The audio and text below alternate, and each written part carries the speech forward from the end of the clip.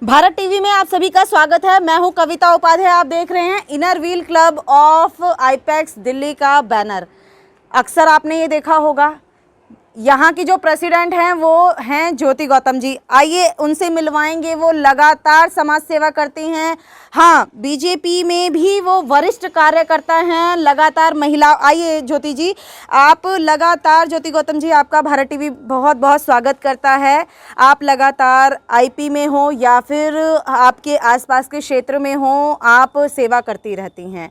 Teacher हैं, आप सिखाती हैं, ज़िंदगी में बदलाव लाने में बहुत सक्षम भूमिका निभाती हैं। बीजेपी में सशक्त वरिष्ठ कार्यकर्ता के तौर पर, चाहे वो महिला मोर्चा में हो या फिर समाज में किसी भी तरीके की चीज़ें हों, आप उभरते सितारे की तरह काम करती रहती हैं। हमेशा, चाहे पद कोई भी हो आपके पास, हमेशा बीजेपी का कार्यकर्ता, चाहे वो कोई बड़ा भी हो, यहाँ तक कि पीएम भी अपने आप को कार्यकर्ता मानते हैं। आप भी अपने को इसी तरीके से इंट्रोड्यूस करती रहती हैं अक्सर।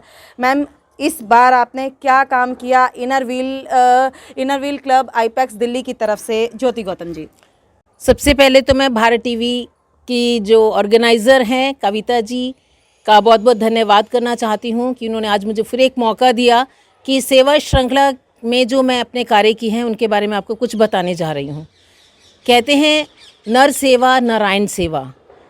किसी गरीब की सेवा करना या किसी की हेल्प करना सबसे बड़ा सेवा धर्म है।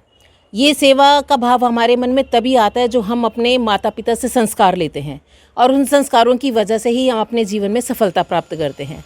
आपने बहुत ही अच्छे शब्दों में शुरुआत की कि हमारे पीएम भी एक कार्यकर्ता हैं। जी हाँ, वो अपने आप को कार्यकर्ता ही नहीं, अपने आप को एक चौकीदार कहते हैं। मैं हूँ चौकीदार, तो उन्हीं के शब्दों में हम भी कहते हैं मैं भी चौकीदार। हम भी चौकीदार हैं, क्योंकि चौकीदार का मतलब केवल यही नहीं होता कि हाँ रात में सोसाइटीज़ में या अपने एरियाज़ में जाके सिर्फ सेफ्टी गार्ड की तरह से हेल्प करना।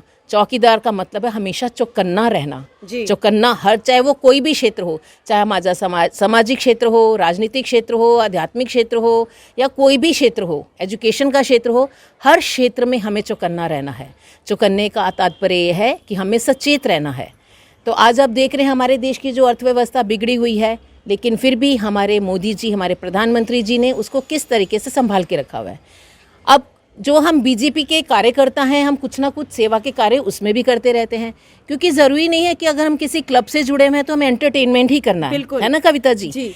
तो एंटरटेनमेंट के साथ साथ सामाजिक कार्य करना, जैसे मैंने आपको पहले भी बताया कि ये मेरा पैशन है। मुझे सामाजिक कार्यों से जुड़े हुए बहुत वर्ष हो चुके हैं और मेरे मन में ये जो भावना आती है, हर रोज़ हर रात में मैं सोचती हूँ कि अगले दिन मैं क्या एक बदलती हुई तस्वीर सामने लाऊं जनता के सामने, जिससे वो भी खुश हों और किसी की आवश्यकता भी पूर्ण हो जाए।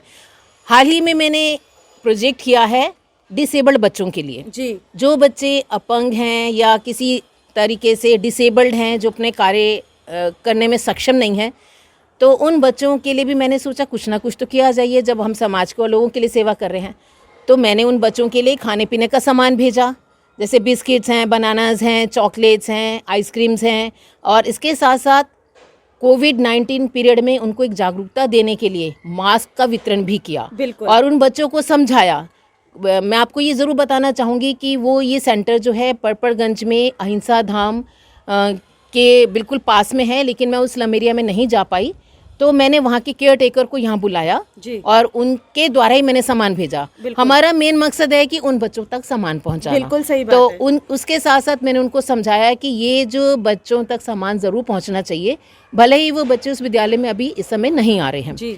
तो उस व्यक्ति ने मुझे बिल्कुल आश्वासन दिया कि सामान उन बच्चों तक भी पहुँचेगा, क्योंकि उस एरिया में वहीं के रहने वाले बच्चे भी हैं और कहीं दूर से भी आते हैं, लेकिन उन बच्चों के साथ साथ, चाहे वो बच्चे हैं चाहे वो बड़े हैं, अपंग, व्हील चेयर पे भी एक व्यक्ति बैठा है, आप देख सकते हैं, उसको भी हमने वो सामान बंटवाया है।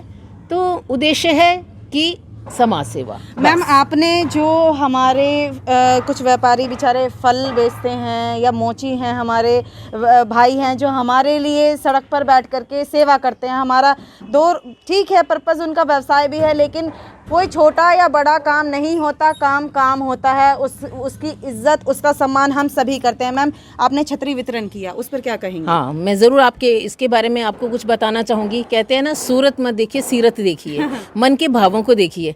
अगर वो गरीब व्यक्ति है, अगर वो बैठा है, कोई भी वेंडर है, जैसे लास्ट ईयर भी मैंने ये प्रोजेक्ट किया था अम्ब्रेला वितरण का, मौसम की मार से बचने के लिए, चाहे वो धूप हो या उसे छाया चाहिए या बरसात हो, तो ऐसा मेरे मन में ख्याल आया। हमारे सभी क्लब वालों ने मिलके ये सहयोग किया और इसमें हमारी जो सबसे बड़ा योगदान रहा, हमारी जो चार्टर प्रेसिडेंट उषा सगी जी हैं, उन्होंने ये बड़े बड़े अम्ब्रेलाज जो हैं अपनी तरफ से स्पॉन्सर किए हैं जी। तो हमने सोचा था छोटे अम्ब्रेलाज भी देने का, लेकिन वो उस वक्त किसी कारणवश हम ये प्रोजेक्ट नहीं कर पाए।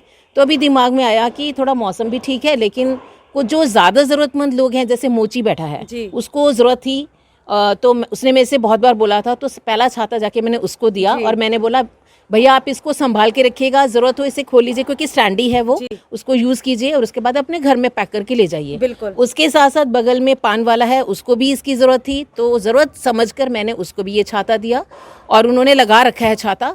इसके साथ साथ एक सामने ही एक छोटा सा बच्चा है, मतलब युवा है, वो कोकोनट बेचता है।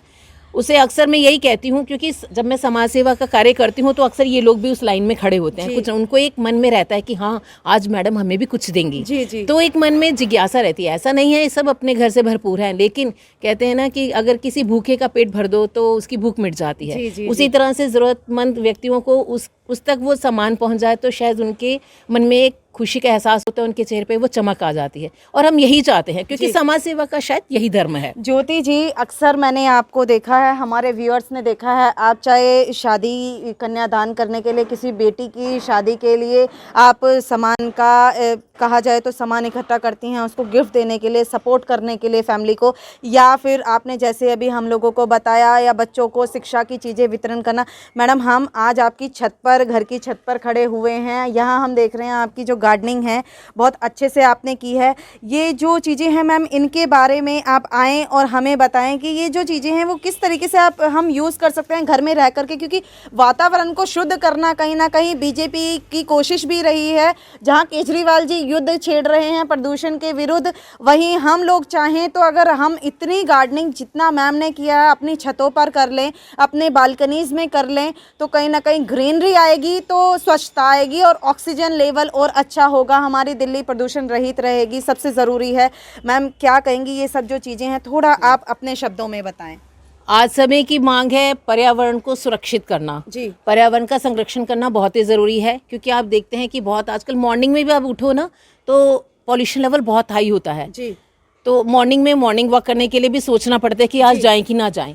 लेकिन इसके साथ साथ मैं ये ज़रूर कहूँगी कि हमें अपने वातावरण को शुद्ध रखने के लिए कुछ ना कुछ ऐसा एक अनूठा प्रयास करना चाहिए। आप ये देखिए मेरे इसमें टेरेस गार्डन पे मैं आपको थोड़ा घूम के बताती हम लोग चलेंगे और मैम से जानेंगे कि मैम ने ये देखिए मैंने ये कोकोनट शेल्स में कुछ औषधि पौधों की पौध तैयार की है, और ये हमारे क्लब का ये सर्विस प्रोजेक्ट है, यानी 2020-21 तक जब तक मेरा टेन्योर है, मैंने ये प्रण लिया है कि मैं औषधि पौधों को उगाऊंगी, जन जन तक पहुंचाऊंगी, जो जिन लोगों को इनकी ज़रूरत है, चाहे वो सीनियर सिटीजन्स हैं। ये देखिए अजवाइन का पौधा है, ये पत्थर चट है, ये जड़ प्लांट है। अब ये तो देखिए जो कोकोनट बेच रहा है, उस लड़के जिसको मैंने छाता दिया, मैंने उससे रिक्वेस्ट की कि बेटा अगर आपके किसी काम के नहीं है तो आप इसे फेंकेगा मत, ये मुझे दे दीजिएगा। तो वो रोज़ क्या करता है, मेरे सोसाइटी के गेट पर ये पहुँचा देता है, चाहे 5 हो 6 हो, और मैं अपने माली के साथ हिम्मत करती हूँ और मैं इसमें औषधि पौधों को उगाती हूँ। मैम, हम देख रहे हैं आपने छत पर ही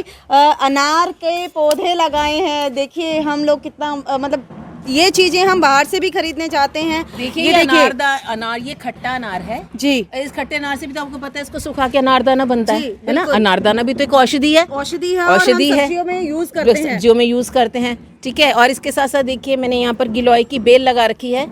ये अब तो थोड़ा सा पत्ते कम रह गए, लेकिन इसकी जो फ्रेश बेल है, इसकी जो डंडियां हैं, जो स्टेम्स हैं, वो भी आपको मालूम है, कभी मौसम चेंज हो, खांसी हो, जुकाम हो, बुखार आ रहा हो, तो उसमें बहुत लाभदायक होती है। कोरोना में खास तौर पर गिलोय का जिक्र हुआ है। और गिलोय की भी मैंने बहुत पौध तैयार करके, लेमन ग्रास, गिलोय, अश्वगंधा, और अजवाइन और जड़, ऐसे बहुत सारे पौधों की पौध निरंतर तैयार करती रहती हूँ हर 15 दिन के बाद, और ज़रूरतमंद लोगों तक पहुँचाती हूँ। मैम आपके यहाँ पर हम लोग टहल रहे हैं, आप हमारे साथ हैं, हम लोग देख रहे हैं आपने पालक जैसी चीज़ें जो रेगुलर बेस में हम लोगों को ज़रूरत होती हैं आपने छत पर ही उगा रखी हैं। मैम कुछ और चीज़ें हमारे साथ में आएँ और आप आगे आकर ये सभी पौधे हैं यहाँ पर, फलों के भी पौधे हैं, फल के भी। अभी मैंने थोड़े टाइम पहले जब सीजनल के अकॉर्डिंग मैंने पौधे उगाती हूँ, देखो बहुत सारे टमाटर के पौधे लगे हुए हैं यहाँ पर, पालक मेरी उस साइड लगी हुई है, इससे पहले भिंडी, करेला, धनिया भी उगा हुआ है, धनिया है, पुदीना है, सब तरह के पौधे ले। धनिया और पुदीना, देखो पुदीना भी तो एक औषधि के रूप में इस्तेमाल होता है, लेकिन इसके अलावा औषधि पौधों वाला तो प्रोजेक्ट मेरा कंटिन्यूएशन में पूरे साल चलेगा। इसके साथ साथ मैंने एक और प्रोजेक्ट स्टार्ट किया है जो है हम जानेंगे मैम से इन सब चीज़ों के बारे में। और इको फ्रेंडली ब्रिक्स की बात मैम ने की है, क्या चीजें हैं ये मैम से जानेंगे क्योंकि मेरे लिए भी नया शब्द है। मैं भी देखिए, जैसे हम कहते हैं ना, ईंटों को जोड़कर सीमेंट लगाकर हम उसको जोड़कर उसकी फाउंडेशन बनाते हैं, घर बनाते हैं, ठीक है। उसी तरह से वातावरण को, पर्यावरण को संरक्षण के लिए भी हमें कहते हैं ना, प्लास्टिक की जो बॉटल्स हैं, plastic is very harmful for the environment, they pollute the environment. हमारे घर में ये बॉटल्स, सोडा की बॉटल, पेप्सी की बॉटल, कैंपा कोला की जो बॉटल्स आती है, हम उठाते हैं, यूँ उठा के यूँ फेंक देते हैं डस्टबिन में, या फिर बच्चे लोग भी आजकल केयर नहीं करते हैं, उठा के नाली में फेंक दी। तो आपको सबको मालूम है सबसे हार्मफुल प्लास्टिक्स है, क्योंकि ये नॉन बायोडिग्रेडेबल है, ठीक है। ये डिकम्पोज नहीं हो सकता, डिकम्पोज नहीं हो सकता। अगर आप इससे, बहुत दूषित है, और पॉल्यूशन, अगर हम इसको जला दें तो इसका जो स्मोक और ये धुआं निकलेगा वो भी वातावरण के लिए बहुत दूषित है। तो हमने एक प्रयास किया, और आजकल ये लोग बहुत भी कर रहे हैं, इसको हम कहते हैं इको फ्रेंडली ब्रिक्स। कैसे बनाएंगे? इन्हीं बॉटल्स में से देखिए, सारी मैंने पॉलीथीन, जो घर में वेस्ट पॉलीथीन बच जाती हैं जिसमें सामान आता है, इन बॉटल्स के अंदर मैंने भरती चली गई, और अभी मेरा प्रयास जारी है।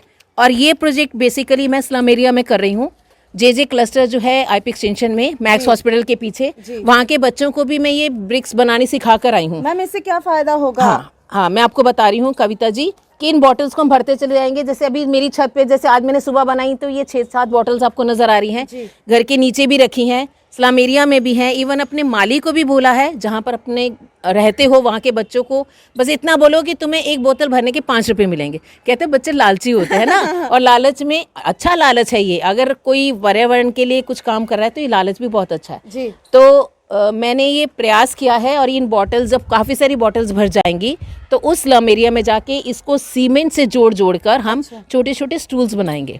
अब देखिए, वो स्टूल बैठने के काम तो आ सकते हैं, पक्का हो जाएगा, सीमेंट से जोड़ के तो वो चीज़ पक्की हो जाएगी। और अगर हम नॉर्मल बॉटल्स में अगर कोई ऐसे बैठने की कोशिश करे तो बैठ सकते हैं? नहीं। तो सीमेंट से जोड़ के हम छोटे छोटे स्टूल्स, एक बेंच टाइप बना सकते हैं, कुछ सामान रखना वो रख सकते हैं। शाम को जो बूढ़े लोग हैं, बुजुर्ग लोग हैं, बाहर के बैठते हैं, तो वो भी उस पर बैठ सकते हैं। तो एक छोटा सा प्रयास है, इसको हम इसलिए कहते हैं इको फ्रेंडली ब्रिक्स, यानी ईंटों की शेप में इसको एक प्लेटफॉर्म बना देना। और छोटे, इसके साथ साथ हम ऐसे राउंड शेप में गमले टाइप भी बना सकते हैं ना, ईंटों को जोड़ के सुंदर लगेगा, बाहर से थोड़ा पेंट कर देंगे। बिल्कुल सही बात है। नहीं, वाकई में आपने आज जाना कि मैडम अपने बिहाफ पे कहीं ना कहीं जो कहीं ना घर से ही स्थिति हम लोग संभालते हैं, महिलाओं की जीत घर से शुरू होती है और बाहर तक वो देश तक संभाल लेती हैं। ऐसे में ही ज्योति गौतम जी ऐसा ही एक एग्जाम्पल सेट करती हैं, जो अपने घर में रह कर के अपने परिवार में के बीच में उनको, बच्चों को संस्कार देने की बात हो, या फिर अपने जो क्षेत्र के साथ में, महिलाओं के साथ में किसी भी तरीके के कार्य हों समाज सेवा के, उसमें जुटी रहती हैं। और ख़ास तौर पर बीजेपी के किसी भी तरीके के कार्य हों, प्रखर भूमिका उसमें निभाती हैं। और आपने देखा इनका गार्डन किस तरीके से पर्यावरण को संरक्षित कर रही हैं, किस तरीके से ग्रीनरी को हाईलाइट कर रही हैं, और अपनी तमाम कोशिशें करती हैं, क्योंकि कहीं ना कहीं शिक्षिका भी हैं, महिला भी हैं, सशक्त महिला हैं, और बीजेपी के कार्यकर्ता भी हैं। धन्यवाद। मैं आपको एक बात ज़रूर बोलना चाहूँगी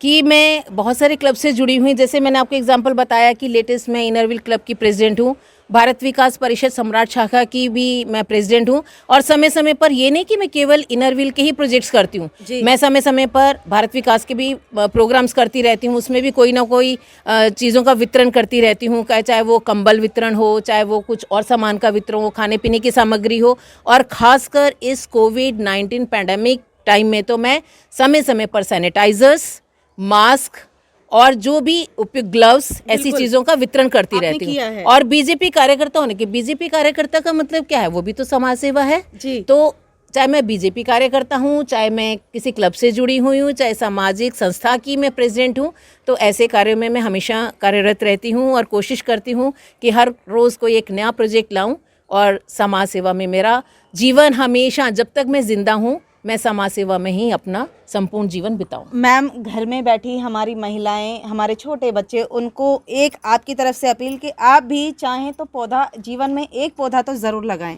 बिल्कुल। कहते हैं ना, सांसें हो रही हैं कम, आओ पेड़ लगाएं हम, और ये हमारी आज की मांग है। तो मैं सभी को एक प्यारा सा संदेश देना चाहती हूँ कि पेड़ लगाना केवल एक व्यक्ति का कार्य नहीं है। जब भी आप बैठें, पर्यावरण को संरक्षण के लिए आपके मन में एक ख्याल ज़रूर आना चाहिए। महीने में, चलो 15 दिन में नहीं तो कम से कम महीने में एक पौधा ज़रूर लगाएं। चाहे आपके टेरेस गार्डन है तो उसमें लगाएं, नहीं तो ज़मीन पर लगाएं। छोटे बच्चों से भी यही अपील है कि अपने पर्यावरण को हमेशा सुरक्षित रखें। बिल्कुल।